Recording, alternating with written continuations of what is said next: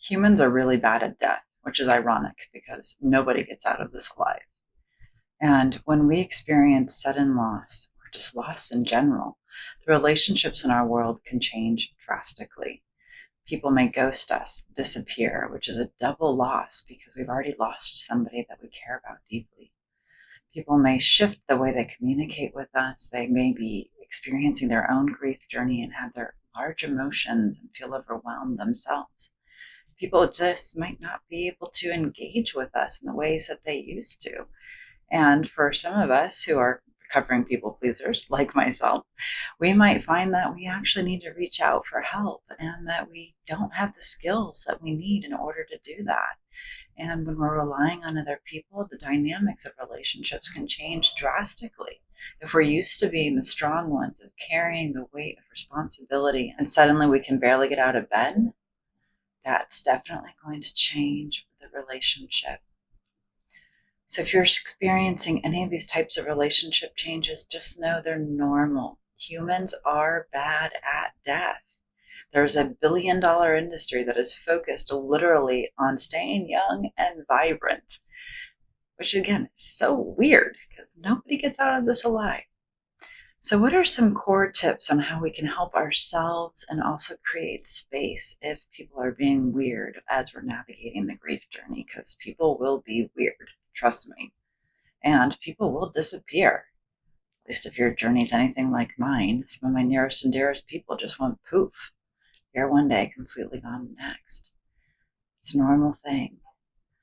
First and foremost, that self-compassion that we were talking about last week, really bringing that in and anchoring into it, giving yourself the loving care that you desperately need, recognizing that relationships will be fluid right now and there's a lot of emotion, and that's okay.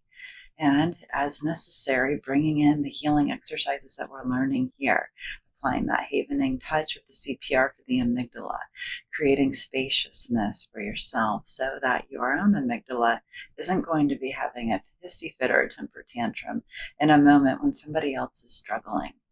When we lose somebody and we're surrounded by people who have also experienced loss, all of our minds and bodies are trying to make sense of the nonsensible.